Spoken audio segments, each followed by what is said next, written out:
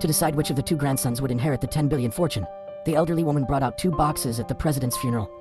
She said that each box contained 3 wooden tokens, some green and others red. The 2 chose a box at random. Whoever had more green tokens would inherit the business and become the leader of the family. The man didn't think much about it and simply took the box that was closest to him. But his older brother lunged at him and forcibly snatched the box away. The man didn't want to let go, so the brother ordered his men to hold him down. Fortunately, the elderly woman intervened with a cold look. She said this was a matter between the brothers and that anyone who interfered would be thrown out immediately. The brother then slapped the man and took advantage to keep the box. The man had no choice and took the remaining box.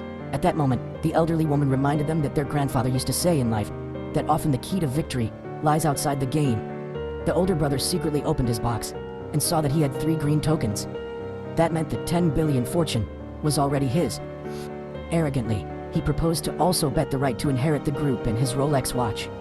He asked the man to match the bet with something of equal value. The man immediately got angry.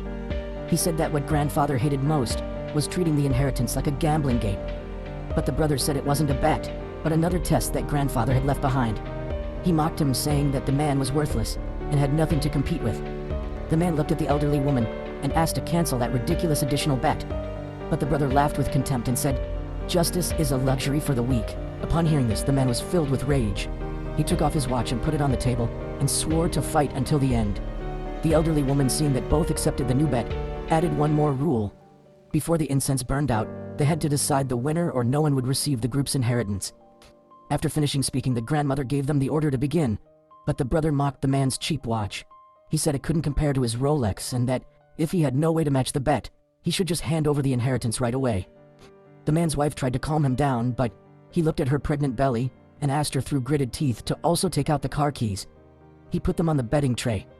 The brother, seeing that he wouldn't give up, raised the stakes even higher. He took out $1 million from the company, designated for charitable works. The father turned pale and scolded him, saying he was crazy for betting company money. But the brother was sure of winning. He was convinced that this time the man would lose. He took out a contract renouncing the inheritance and asked the man to sign it and give up.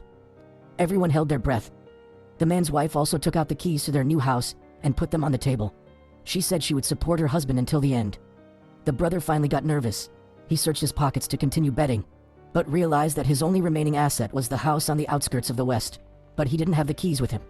His face turned pale, and just when everyone thought he would give up, the sister-in-law appeared on the scene.